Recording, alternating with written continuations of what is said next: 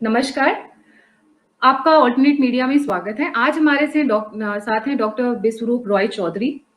Doctor Biswaroop Chaudhary को किसी भी तरीके के इंट्रोडक्शन की ज़रूरत नहीं है। सर फार्मा लॉबी के और एलोपैथी के अगेंस्ट में बहुत कुछ बोलते रहे हैं, बहुत सारी कॉन्स्पिरेसीज़ को बाहर लेकर आते रहे हैं और आयुर्वेदा और ऑल्टरनेट मेडिसिन, जो इंडिया के बहुत सारे ऑल्टरनेट मेडिसिन है जिसमें आयुर्वेदा भी एक पार्ट है, उसके बारे में जागरूकता फैलाने में बहुत बहुत एक्टिव रहे हैं। तो सर आपका बहुत बहुत स्वागत है ऑल्टरनेट मीडिया में। थैंक यू, धन्यवाद जी सर, आज हम जिस टॉपिक पे मिले हैं वो है रामदेव जी का टॉपिक।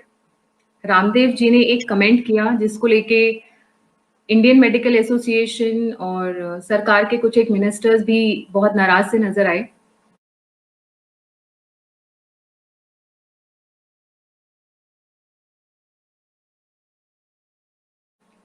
सर आप उसके बारे में क्या कहना चाहेंगे? देखिए, इसमें सबसे इम्पोर्टेंट बात है एविडेंस क्या कहता है, सबूत क्या कहता है। सबूत तो यही कहता है, अगर आप मेरी राय पूछ रहे हैं कि जो उन्होंने बोला वो कोई गलत बात नहीं है।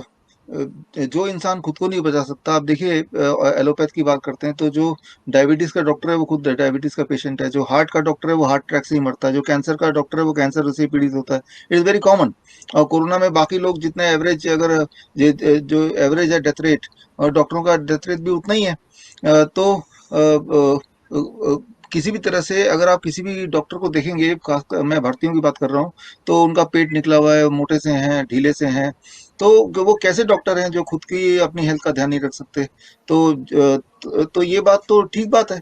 ये बात किसी को खराब लग सकती है, लेकिन सत्य तो यही है ना। और ये सत्य को हजम नहीं कर पा रहे हैं, क्योंकि ये सत्य लोगों तक पहुंचेगा तो लोगों का विश्वास, जो अंधविश्वास बोले, विश्वास बोले, एलोपैथी पे बैठा हुआ है, उस पे क्वेश्चन मार्क आएगा। इसीलिए उसको ढकने के लिए नाराजगी दिखाना, उसको ढकने के लिए इसको एक नए लेवल पे ले जाना, उससे अच्छा ये होता कि इसका जवाब साइंटिफिकली दे देते। अगर कोई जवाब होता, जो कि है नहीं उनके पास, तो जवाब तो है नहीं, तो बच्चे ऐसे करते हैं अक्सर कि बच्चों के पास जब कोई आंसर नहीं होता तो वो गुस्सा हो जाते हैं, वो नाराज हो जाते हैं। आपने देखा भी होगा, बचपन में ऐसे लड़ाई कर लेते हैं, मैं तो खेलूंगा ही नहीं।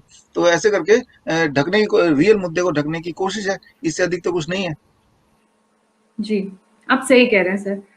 पर ऐसा हुआ कि क्योंकि बहुत कंट्रोवर्सी हो गई रामदेव जी के वक्तव्य को लेके, तो फाइनली शायद रामदेव जी ने अपने वक्तव्य को वापस लेने की बात की और उन्होंने एक लेटर भी लिखा।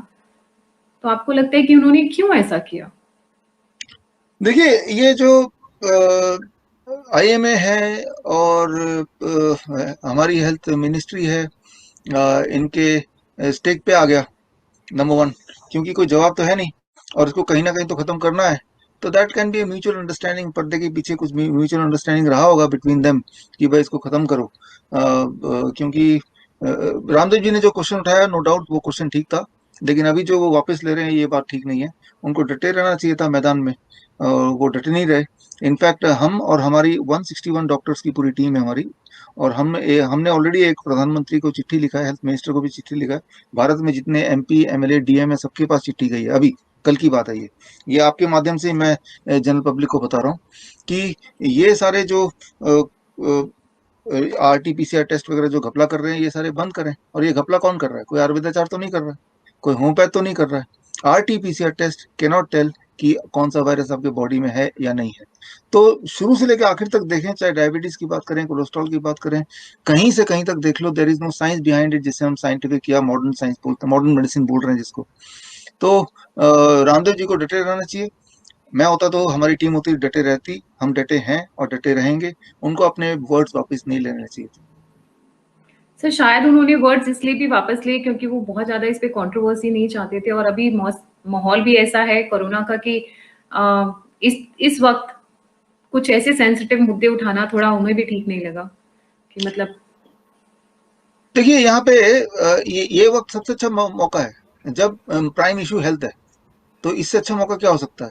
यहाँ पे लोगों का फोकस ये नहीं कि टूरिज्म, आईपीएल या पॉलिटिक्स, कोई फोकस नहीं। फोकस सिर्फ एक ही एक है पूरे देश में, health. If the focus is health, तो हेल्थ के ऊपर डिबेट नहीं होगा, हेल्थ के ऊपर चर्चा नहीं होगी, तो किसके ऊपर होगी? तो अभी तो सबसे ज्यादा जरूरी था। अगर वो सही थे, उन्हें लगता है, तो उन्हें डटे रहना चाहिए। जब वो डटे रहेंगे तो बहुत सारे और लोग जो सही हैं मेरे जैसे, वो भी आगे आएंगे। या आगे आ ही रहे होंगे, लेकिन वो चुपचाप पीछे हट गए एक मुद्दे को लेके और वो बात वहीं दब गई। जी। सर देखा जाए तो अगर मैं अपना पर्सनल व्यू बात करूँ तो जहाँ तक है वो बिल्कुल सही कह रहे थे, इसमें कोई गलत गलत बात नहीं कही उन्होंने। आयुर्वेदा को, योगा को ठीक है, डेफ़िनेटली रामदेव जी थे, एक माध्यम थे जिससे उन्होंने दुनिया में प्रचार किया, पर उनके पॉइंट्स अपनी जगह बिल्कुल सही थे, गलत तो नहीं थे वो पॉइंट्स। ट्रू। सर एक जी, सर एक क्वेश्चन और है, पिछले कुछ टाइम से ऐसा लग रहा है कि जैसे जो फार्मा लॉबी है, इंडिया में या अक्रॉस वर्ल्ड, वो ऑल्टरनेट मेडिसिन को पूरी तरीके से खत्म करने की कोशिश कर रही है और रामदेव जी एक उसमें रीसेंट एग्जाम्पल है। देखिए, पहली बात तो जो नाम दिया गया है अल्टरनेट मेडिसिन, ये भी अपने आप में प्रमोशन का पार्ट है।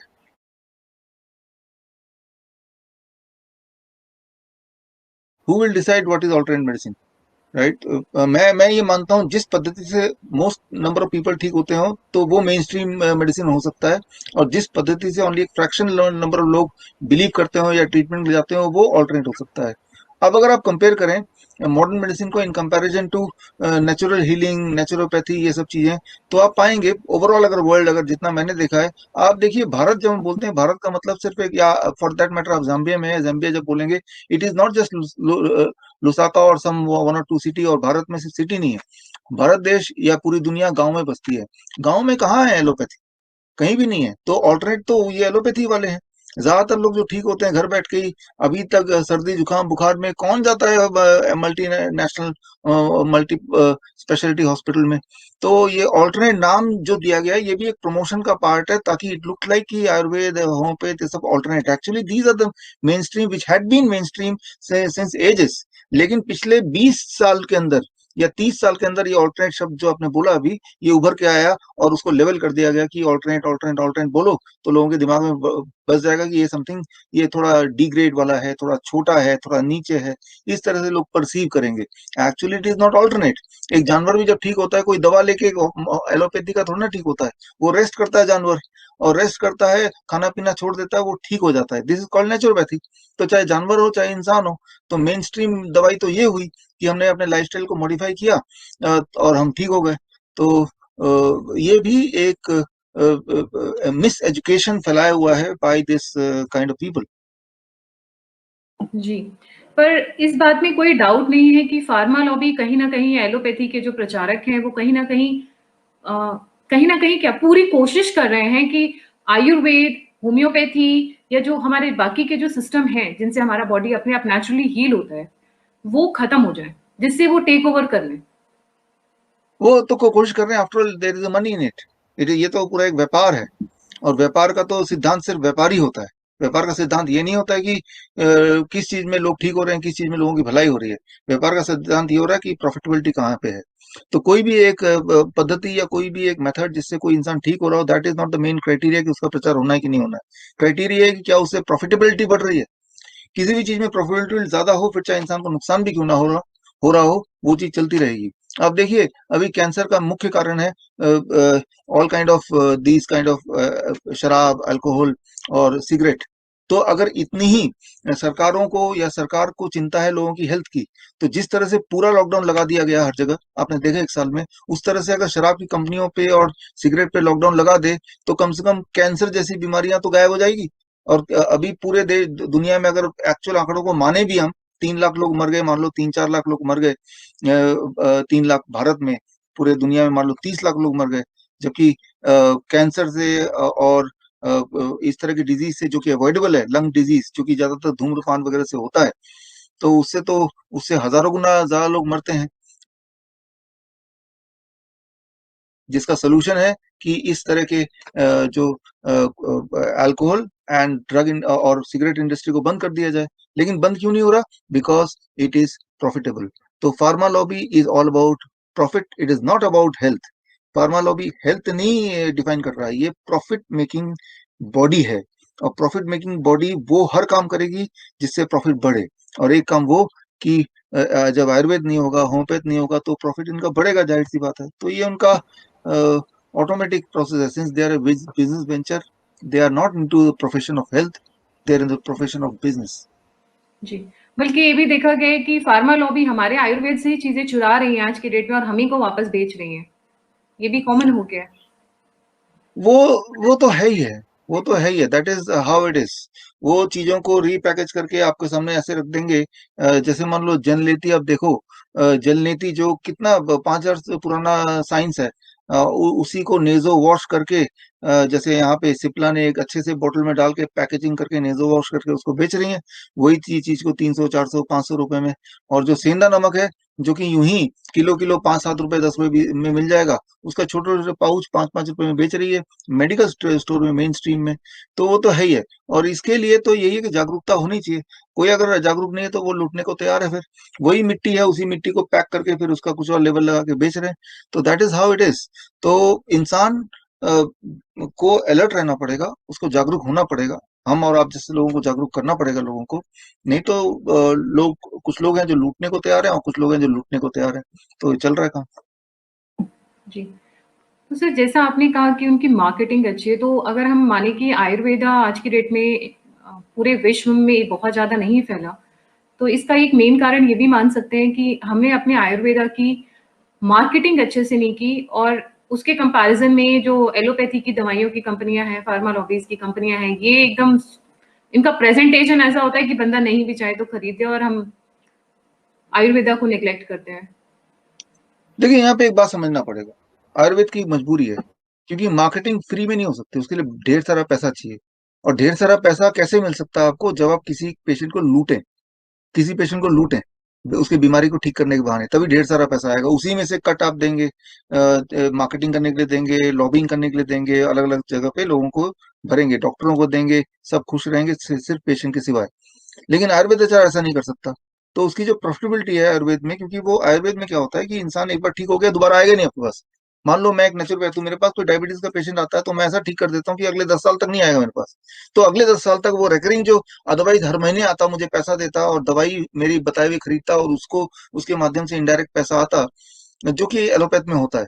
Once you go to the doctor, you always every you become sick, you remain sick. Example diabetes है, हार्ट डिजीज है, कोई भी बीमारी का नाम ले लो या सो कॉल्ड बीमारी का नाम ले लो, एक बार आपकी दवाई चालू हो गई तो आपकी मंथली विजिट भी फिक्स हो गई उस डॉक्टर से, या 2 महीने में एक विजिट। तो ये, लेकिन ये पैटर्न तभी चल सकता है जब आप अपने कॉन्शियस को एक तरफ रख के आप सोच लो कि मुझे तो बस पैसा कमाना है, जो एक आयुर्वेदाचार नहीं करेगा।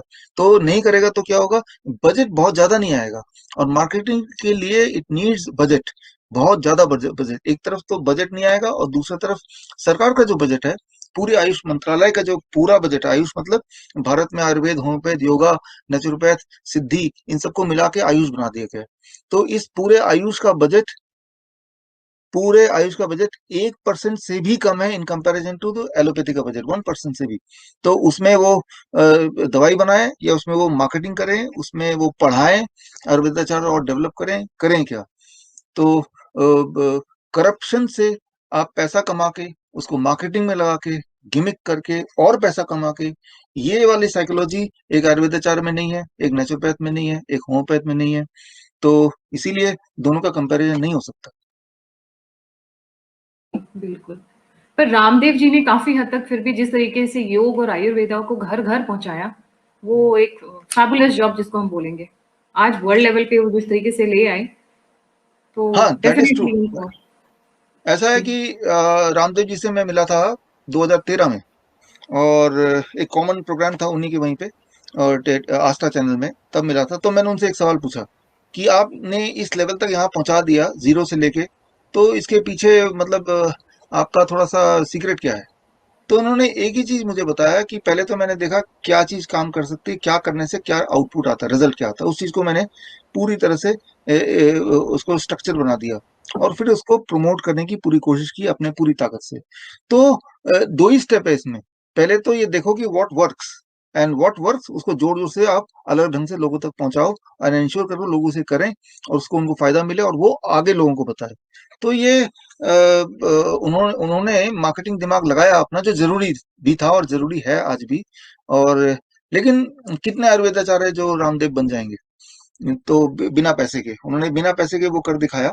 वो उनकी अपनी कला है, लेकिन वो कला बहुत थोड़े लोगों में होती है। जी।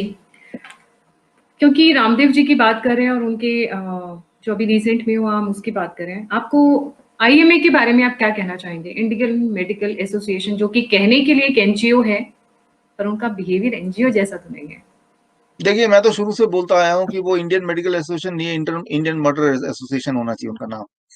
तो इसी बात से आप समझ जाइए कि मेरा क्या राय है उनके बारे में। उनके नोटिस आते रहते हैं मेरे पास, जैसे रामदेव जी के पास आए हैं, तो नोटिस के जवाब हम देते रहते हैं अपने अपने तरीके से। लेकिन हमने उनके नोटिस को कभी इतनी इंपॉर्टेंस नहीं दी कि पब्लिक डोमेन में उनको हमने डाल दिया हो ताकि उसका कोई डिबेट हो या कोई चर्चा हो।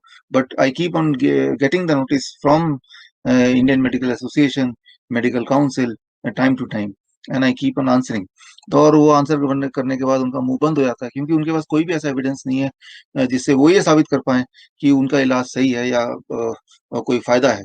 ऑन द कॉन्ट्ररी, मेरे पास ऐसे बहुत सारे एविडेंस हैं जो मेन स्ट्रीम में कहीं भी मिल जाएंगे कि उनके जितने भी इलाज है, पैरासिटामोल से लेके डायबिटीज से लेके अभी प्रेजेंट जो सिनेरियो चल रहा है रेमडेसिविर, कोई भी देख लो, वो एविडेंस बेस्ड नहीं है। एविडेंस तो ये कहता है ये दवाई मत लो, लेकिन मेडिकल इंडस्ट्री कहती है कि ये लो। तो IMA is all about money, and अगर आईएमए को भारत से हटा दो तो भारत में जो 90% जो प्रॉब्लम है वो अपने आप ही गायब हो जाएंगी। अभी हर इंसान जो परेशान है वो बीमारी से नहीं है, बीमारी के भय से है। और बीमारी किसी एक को हो गई तो पूरा परिवार ही मारा गया। या मान लो उस परिवार को अपना सब कुछ बेच के तब वो पैसा जुगाड़ के कहीं से देता है, one third of the Indians, और या उधार पे लेके, और पूरे, और उसके बाद भी वो बंदा तो बचता ही नहीं है, और लेकिन वो परिवार कर्जे में रह जाता है for rest of the life. So that is what is happening to India, at least one third of the Indians. तो that is the contribution of allopathy in India. और रहा सवाल, कोई अगर बोलता है कि भाई अच्छा इमरजेंसी में तो आयुर्वेदिक एलोपैथी काम आएगा, मैं पूछता हूँ कौन सा वाली इमरजेंसी की बात कर रहे हैं? किसी की टांग टूट गई, किसी के हाथ टूट गए, आप याद कीजिए कि भाई सर्जरी का जनक कौन है? सुश्रुत वही है ना जनक। तो सर्जरी का जनक जो है, जिसने सर्जरी दुनिया को सिखाई, और आयुर्वेद एलोपैथ बोल रहा है कि इमरजेंसी में, मेरे हिसाब से इमरजेंसी में भी आयुर्वेद में सारे तरह के स्किल्स अवेलेबल हैं आज, और पहले भी था, एलोपैथ से पहले भी था, लेकिन वो स्किल को कभी डेमोन्स्ट्रेट होने नहीं दिया गया। अब बोलते हैं ऑक्सीजन सिलेंडर, ये तो भाई एलोपैथ का है। देखिए, ऑक्सीजन सिलेंडर एलोपैथ का है, ऑक्सीजन सिलेंडर की तो जरूरत है ही नहीं। कैसे जरूरत नहीं है? मैं आपके माध्यम से सारे व्यूअर्स को बोलता हूँ, किसी भी इंसान का ऑक्सीजन सेचुरेशन अगर 40% भी आ जाए, 40%, जहाँ पे वो वेंटिलेटर पे ले जाने की बात करते हैं, वेंटिलेटर एलोपैथी है ना, तो जैसे मैं ऐसे बैठा हूँ तो मेरे 40% आ गया, उस पेशेंट को उसी वक्त धक्का मार के बोलेंगे आप ऐसे बैठ जाओ, just like this, and now you check the oxygen saturation, you will be seeing the magic. 15 minute के अंदर वो 40 से 60 होगा, 1 घंटे के अंदर वो 80 से ऊपर चला जाएगा।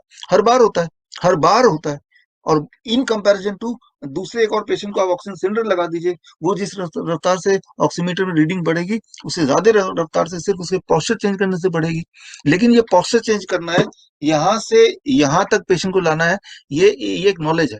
इस नॉलेज को व्यापार में कन्वर्ट नहीं कर सकते, राइट? तो जैसे ही लंग्स से नीचे हार्ट आता है तो लंग्स की कैपेसिटी 24% बढ़ जाती है, एंड बस यही खेल है लाइफ एंड डेथ के बीच में। इस खेल के बीच में उन्होंने ऑक्सीजन सिलेंडर घुसा दिया और बोला देखो ये तो इमरजेंसी का पार्ट है। वो तो उनको लगता है इमरजेंसी का पार्ट है, ऑक्सीजन सिलेंडर से कोई बच नहीं सकता, उसके बावजूद it causes pneumonia in the body अगर 5-6 घंटे से अधिक ऑक्सीजन सिलेंडर लगाएं। तो जिन चीजों को आप बोल रहे हैं कि ये तो इमरजेंसी है, अगर कोई बोलता है तो वो एक्चुअली इमरजेंसी नहीं है। हर चीज का जवाब आयुर्वेद में है, और सालों से था। आयुर्वेद ने ही सर्जरी वगैरह सिखाया, सुश्रुत जनक बोले जाते हैं, आपको पता ही है। तो कहीं से कहीं तक कोई कंट्रीब्यूशन मैं नहीं मानता एलोपैथ का किसी भी तरह से। जी। तो सर, आईएमए, जैसे आपने कहा आईएमए इंडियन मर्डर एसोसिएशन है, ये फाइजर को प्रमोट क्यों कर रहे हैं?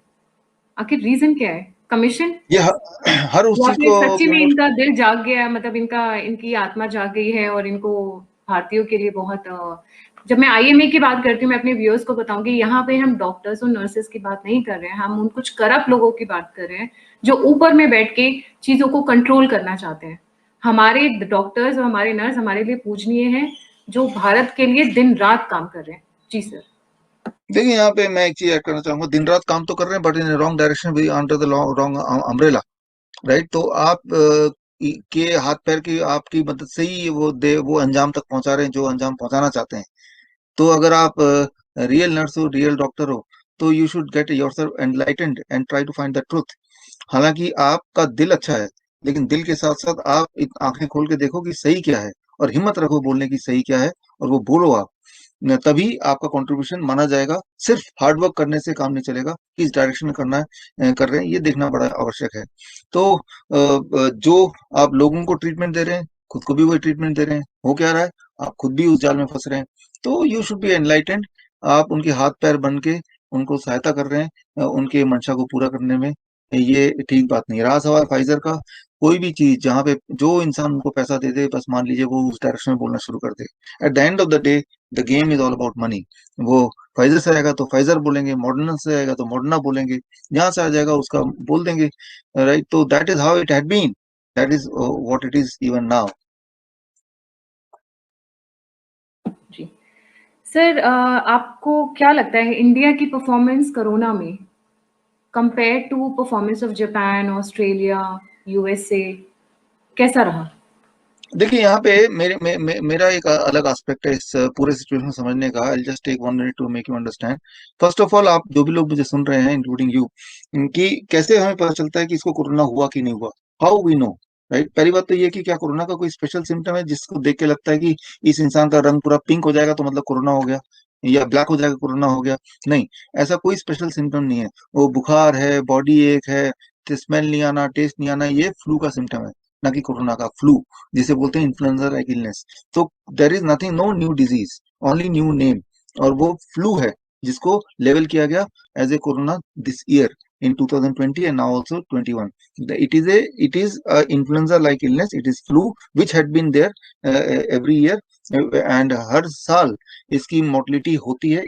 और जितनी हर साल लोग मरते हैं फ्लू से, उतने ही लोग इस साल भी मरे हैं फ्लू से रेस्पेक्टिव कंट्रीज में। ये डेटा मैंने चेक किया, एक डेटा आप में से हर एक को चेक करना चाहिए, कि जैसे इंडिया में हर साल 1.5 लाख लोग फ्लू लाइक सिम्टम से मरते हैं, और लास्ट ईयर भी 1.5 लाख लोग ही मरे हैं। तो कहाँ इसमें कोई एक्सेस डेथ है? और जिसको आप कोरोना बोल रहे हैं उसके लिए बेसिस तो आरटीपीसीआर टेस्ट ही है ना। RTPCR test, reverse transcriptase polymerase chain reaction test.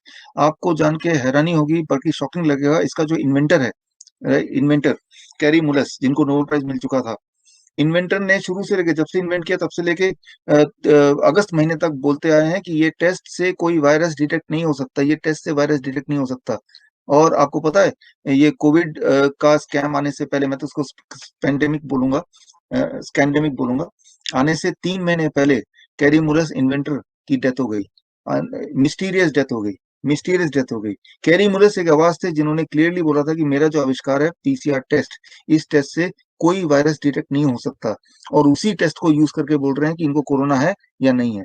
दुनिया में ऐसी कोई डॉक्यूमेंट नहीं है, इंक्लूडिंग एफडीए। एफडीए का डॉक्यूमेंट आप देखें, अब वहां एफडीए ने लिख दिया है कि ये टेस्ट से ये नहीं पता चल सकता कि किसी के बॉडी में कोविड या फॉर दैट मैटर कोई भी वायरस है या नहीं है।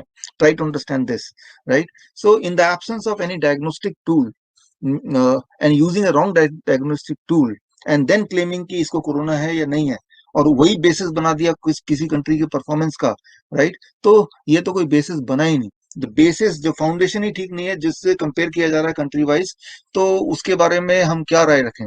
तंजानिया, आप तो जैम्बिया में, तंजानिया ने क्या किया, पिछले साल अप्रैल महीने में ही आरटीपीसीआर टेस्ट को लात मार के देश से बाहर निकाल दिया। क्यों? क्योंकि तंजानिया के जो प्रेसिडेंट थे मगुफुली, वो एक बायोकेमिस्ट थे, उनको आरटीपीसीआर टेस्ट की रियलिटी पता थी।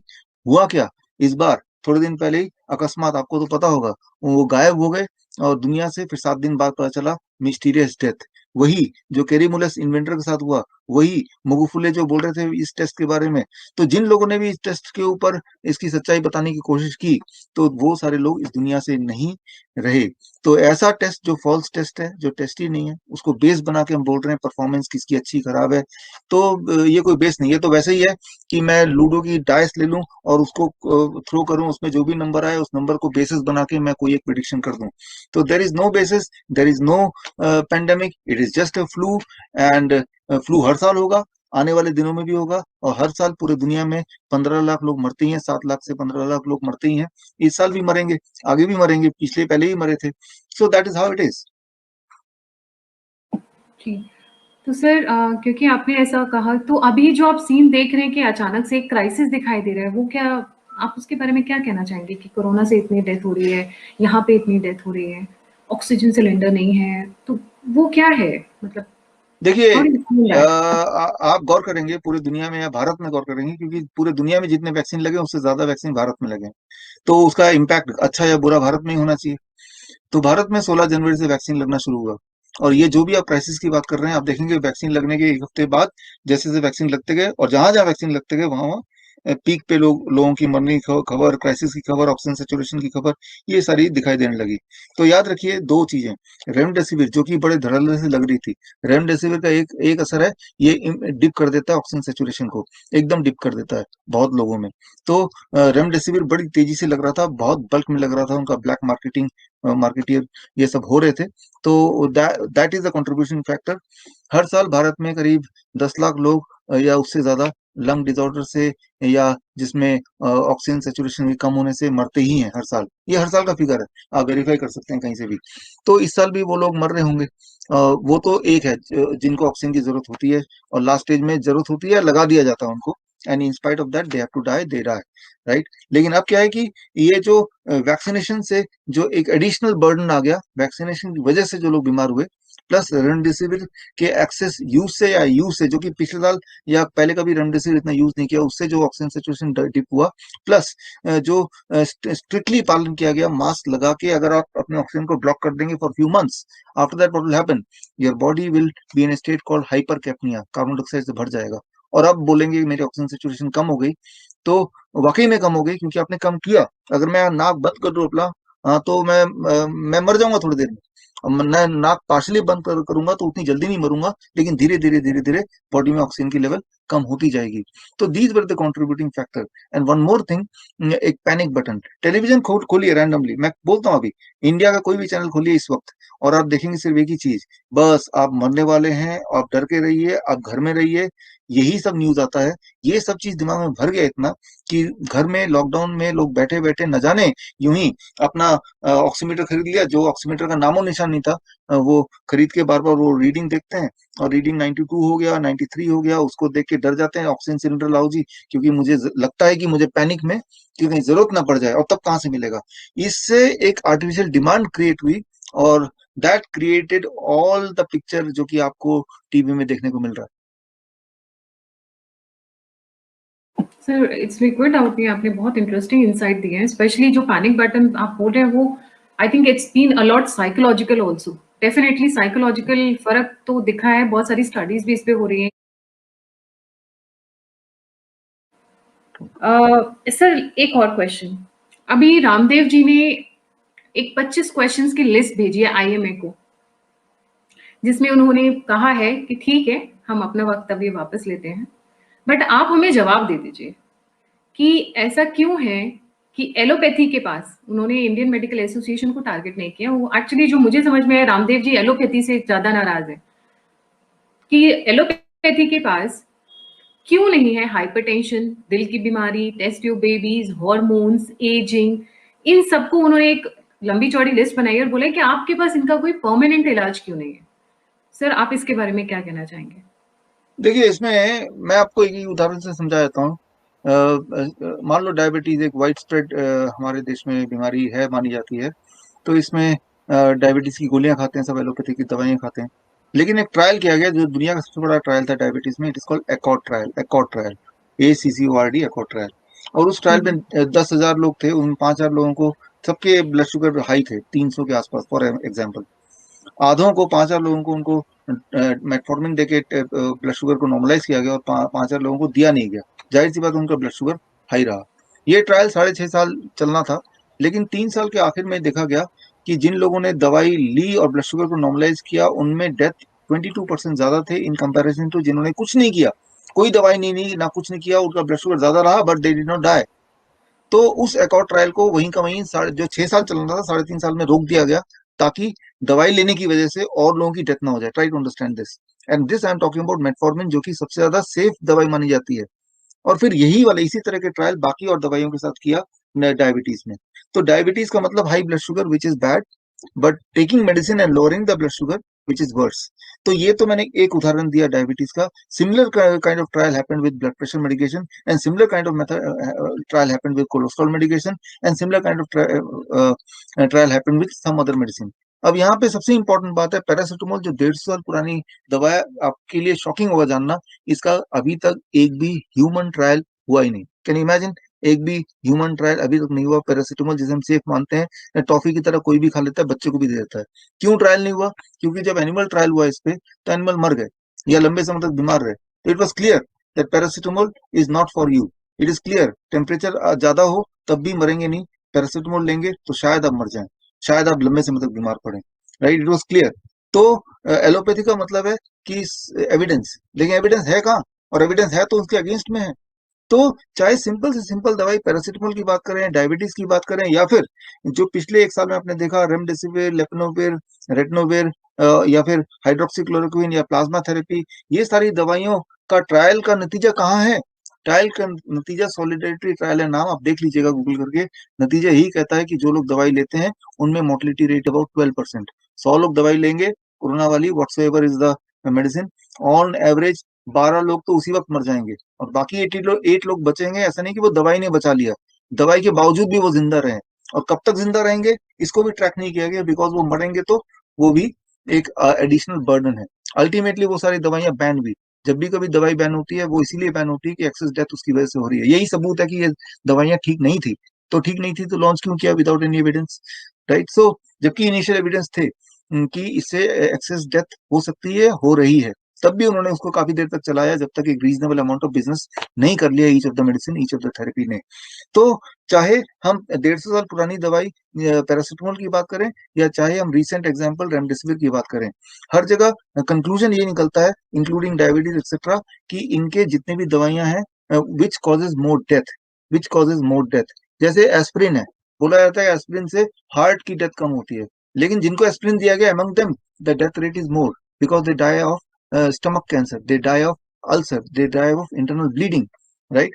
तो हमारा जो इरादा ये नहीं कि हार्ट के डेथ को कम करना है, या फॉर एग्जांपल कोरोना के डेथ को कम करना है, हमारा इरादा है कि ओवरऑल डेथ को कम करना है, ओवरऑल सफरिंग को कम करना है, विच एलोपैथी कैन नॉट डू। अभी तक तो ऐसी कोई दवा बनी नहीं है जिसके फेवर में कोई एविडेंस हो, कोई एक भी दवा बनी नहीं है। मैं इस प्लेटफॉर्म के माध्यम से सारे व्यूअर्स को मैं बोलना चाहूंगा कि ऐसा कोई एविडेंस अगर आपको नजर आए तो आप मुझे दीजिए कि ऐसी कोई एविडेंस हो। बीबीसी ने अभी मेरा इंटरव्यू लिया था, they asked the same question, I told them कि गिव वन एविडेंस जहां पे एलोपैथी ने किसी भी एक फील्ड में थोड़ा भी रिलीफ दिया हो। तो उन्होंने भेजा मुझे कि HIV एड्स में दिया। तो उनका टेक्निक क्या है, वो जो पेपर उन्होंने दिया, कि एलोपैथी जब भी कंपेयर करता है बिटवीन पहली की वाली मेडिसिन और अब वाली मेडिसिन। वो ये कंपेयर नहीं करता कि मेडिसिन दो और एक ग्रुप को मेडिसिन ना दो, जैसे कि डायबिटीज में किया। वो कंपैरिजन अब बंद कर दिया उन्होंने, क्योंकि पता है कि मेडिसिन दिया कुछ बीमार लोगों को, कुछ बीमार को नहीं दिया, तो फिर ये राज खुल जाएगा। इसीलिए they compare worse medicine and not so worse medicine. Right. एक मेडिसिन जो बहुत खराब है, एक मेडिसिन जो कम खराब है, और फिर जो कम खराब है उसके रिजल्ट को दिखा के देखो भाई इस मेडिसिन में थोड़ा फायदा होता है in comparison to the worst medicine. And that had been all the trials. Right. ये सारे ट्रायल में यही करते हैं और उसके भरोसे what it is the empire of allopathy is there. Right. इसीलिए जो जवाब सवाल रामदेव जी ने पूछे हैं उनका जवाब कोई हो ही नहीं सकता। उसका जवाब अगर वो देंगे तो that will be the last day the allopathy will be shut down. जी सर, एक चीज और देखने में आई है, अब जो न्यू जनरेशन है वो समझती है कि एलोपैथी और डॉक्टर और हॉस्पिटल अब जग जाहिर हो रहा है कि कैसे ये चाहते हैं कि एक रूटीन बना रहे हैं, हम हर महीने हर 15 दिन पे डॉक्टर्स के पास जाते रहे। तो अब जो न्यू जनरेशन है उसमें अवेयरनेस काफी फैल रही है और वो काफी अपनी हेल्थ को लेके काफी कॉन्शियस भी होते हैं and they always go for things like Ayurveda, homeopathy and हमारे बाकी जो मेडिसिन के सिस्टम्स हैं, they avoid going to doctors. देखिए, एनलाइटमेंट आनी चाहिए, आएगी भी। और सबसे अच्छी बात तो आज के दिन जो है 26 मई, ये बुद्ध पूर्णिमा है, जिसको एनलाइटमेंट डे की तरह माना जा रहा है। तो मैं तो यही बिलीव करता हूँ कि अल्टीमेटली जो ट्रुथ है वही प्रिवेल करेगा, क्योंकि ट्रुथ प्रिवेल नहीं करेगा तो ह्यूमैनिटी खत्म हो जाएगी। और ट्रुथ आना है नए जनरेशन के माध्यम से, धीरे धीरे आएगा।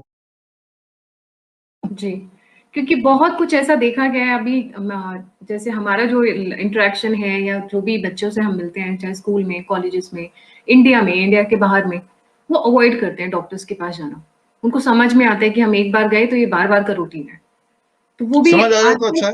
इम्यूनिटी बिल्ड करने में ज़्यादा विश्वास करते हैं then going for allopathy. Allopathy is like immediate अचानक से कुछ हेल्प चाहिए तो एलोपैथी पे डिपेंड होते हैं, बट लॉन्ग रन में I think Ayurveda is coming back. देखिए, अचानक में हेल्प में अगर मुझे डिप्रेशन है तो मैं 2 पैक लगा लूँ दारू का, तो वो हेल्प बोलेंगे? अच्छा तो लगेगा, but can we call it a help? I am not sure. Similarly allopathy में एक फॉल्स रिलीफ का एक सेंसेशन आता है at the cost of making you more sick. For example, आप पेन किलर लेंगे तो पेन का एहसास चला जाता है, पेन थोड़ा ना जाता है एक्चुअली। वो जो इंजरी वो थोड़ी चली जाती है, उसका एहसास चला गया तो नुकसान ये है कि will be careless about that injury. And दूसरा नुकसान है कि ब्रेन का जो एक कनेक्शन था उस इंजरी के साथ, वो कनेक्शन को डिस्कनेक्ट कर दिया, तो जिसके अलग टोल अपने बॉडी में पड़ता है। तो जिसे हम रिलीफ मानते हैं, एक्चुअली वो रिलीफ नहीं है, वो सिम्टोमेटिकली थोड़ी देर रिलीफ करता है at the cost of taking more, giving more toll to your body. तो जिसके सहारे ही एलोपैथी चल रहा है। वो अगर पेन किलर नहीं होता तो एलोपैथी नहीं चलता। वो पेन किलर दे देते हैं तो लगता है यार इंसान पेन, या नींद की गोली दे दिया नींद आ गई, लेकिन नींद आ गई जीवन में you will be totally dependent on these kind of गोलियां, और जिसका अपना अलग एडवर्स एक series of reactions and side effect शुरू हो जाएगा। तो ये शॉर्ट टर्म में तो तुम आप बैंक लूट लो तो बहुत आराम मिल जाएगा, लेकिन इसका कॉन्सिक्वेंसेस क्या हो सकते हैं अगर पकड़े गए, तो ये देख के ही कोई बैंक लूटता नहीं है। तो it's like that, anything which is short term, उसका एक ह्यूज पे बैक भी करना पड़ेगा, इसके लिए तैयार रहिए। कुछ लोग तैयार रहते हैं, वो लोग बैंक भी रॉबरी करते हैं। ठीक उसी तरह से आपको लगता है शॉर्ट टर्म कुछ रिलीफ चाहिए तो एलोपैथी में जाएंगे। इट्स लाइक कि भाई थोड़े देर के आराम के लिए अपने पूरी जिंदगी बीमार पड़ने को तैयार होने को भी तैयार हो गए। जी सर, आखिरी सवाल, आपको ऐसा क्या हुआ होगा जो रामदेव जी ने अपना वक्तव्य वापस ले लिया? देखिए, ये Ramdev ji is also a part of the society, part of the system. जहाँ पे वो रहते हैं, जहाँ पे उनका पूरा एम्पायर है, वो जगह एक भारत में या फॉर दैट मैटर किसी भी जगह पे कानून है, व्यवस्था है, और मान लो ईडी है, बहुत सारी चीजें होती हैं जिसके माध्यम से इनडायरेक्टली किसी भी इंसान को प्रेशर में किया जा सकता है, अनलेस कि वो इंसान बिल्कुल ही खाली हो, बिल्कुल ही भिखारी हो, फिर तो कोई उसके पास स्टेक में ही नहीं। उनके पास स्टेक में इतना कुछ है कि उनको सीधा प्रेशर ना करके इनडायरेक्ट प्रेशर किया जा सकता है, फॉर दैट मैटर उनको तो क्या किसी को भी। तो जो भी बुलवाना चाहे वो बुलवाया जा सकता है, कोई कितना ही बहादुर हो। हाँ, भगत सिंह कोई हो तो उससे नहीं बुलवाया जा सकता, बट श्योरली रामदेव जी भगत सिंह नहीं है। तो भगत सिंह होते तो वो स्टैंड पे रहते, बट चलो रामदेव जी ने जितना किया वो भी कम नहीं है, लेकिन वो भगत सिंह भी नहीं है, सुभाष चंद्र बोस भी नहीं है। तो और अगर आप ये दोनों नहीं है और ऊपर से भिखारी भी नहीं है आप, तो फिर यहाँ पे बहुत सारे तंत्र हैं हमारे देश में जिससे आपके ऊपर प्रेशर बनाया जा सकता है डायरेक्टली इनडायरेक्टली। फिर अल्टीमेटली आप बोलेंगे यार इन मुसीबत से बचने के लिए जो बुलवाना है बुलवा लो, बात को खत्म करो। That can be one thing, ये मेरा अपना एस्टिमेट है। जी सर, एक सवाल जरूर मैं पूछना चाहूंगी जाते जाते। Yes. रामदेव जी ने 2DG के ऊपर रिसर्च किया। अगर हम बात करते हैं 2DG की, जो कि अभी रिसेंट जिसका ट्रायल भी चल रहा है और कहा जाता है बहुत ही प्रॉमिसिंग मेडिसिन है, पर उसका सारा क्रेडिट और उसका साधक प्रोडक्शन डॉक्टर रेड्डीज को दे दिया, DRDO और डॉक्टर रेड्डीज। देखिए, इसमें मेरा जो पॉइंट ऑफ व्यू है वो थोड़ा अलग है, वो आपको थोड़ा क्लियर कर देता हूँ। पहली बात तो इसके लिए समझना पड़ेगा what is 2DG, right? 2 dioxy D glucose, that is 2DG। इसके लिए आपको ये समझना पड़ेगा चीनी क्या है, शुगर क्या है। शुगर का केमिकल फॉर्मूला है C6H12O6, C6H12O6। अब C6H12O6 जो कि चीनी का केमिकल फॉर्मूला है, इसमें C6H12O6, O6 की जगह एक ऑक्सीजन हटा दो, it become O5, C6H12O5, and that is what you are calling as 2DG। तो 2DG जो दवाई बोल रहे हैं, DRDO ने बोल रहे हैं या आप डॉक्टर रेड्डी बोल रहे हैं, ये जिसे दवाई का नाम दे रहे हैं एक्चुअली वो चीनी है। चीनी से एक ऑक्सीजन निकाल के बोल दिया देखो भाई हम कोरोना का दवाई ले आए। और ये जो ऑक्सीजन एक निकाला गया वो कोई अभी का नहीं निकाला गया है। 2DG या 2 डाइऑक्सी डी ग्लूकोज ये कोई नया चीज इन्वेंट नहीं करके ले आए। आज से 20 साल पहले 2002 में ये केमिकल का आविष्कार कर दिया गया था, 2002 में। और फिर सोचा गया कि ये केमिकल शायद किसी न किसी बीमारी के इलाज के लिए काम आएगा।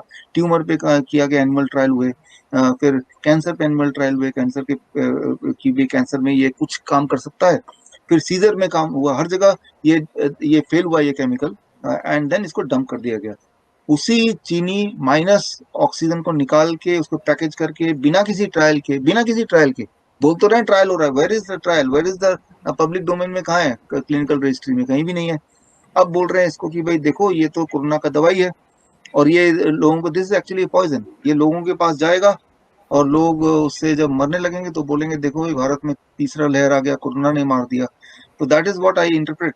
सो this is not a medicine, it is just a chini minus O, one oxygen less, and it is nothing invented by anyone recently.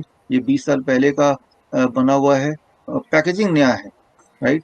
तो ये रामदेव जी का क्या रोल है इसमें, डॉक्टर रेड्डी का क्या है, डीआरडीओ का क्या है, उसका मुझे जानकारी नहीं है, but this is what it's two DG. जी। डॉक्टर चौधरी, आपका आने के लिए बहुत बहुत धन्यवाद, मुझे बहुत मजा आया, and we will keep in touch, एंड मैं आपसे अब चाहूंगी, विदा चाहूंगी। So thank thank you you, so thank much you, for coming. Thank you, it's my pleasure and absolute pleasure. और मौका रहे तो हम आगे भी मिलके काम करेंगे। और जिसे हम ऑल्टरनेट बोल रहे हैं, एक दिन आएगा जब ये ऑल्टरनेट नहीं होगा, ऑल्टरनेट अभी भी नहीं है, लेकिन एक दिन आएगा जब लोगों के दिमाग का परसेप्शन चेंज होगा आपकी मदद से। और धन्यवाद, thank you thank you for so much sir. Inviting. Ji.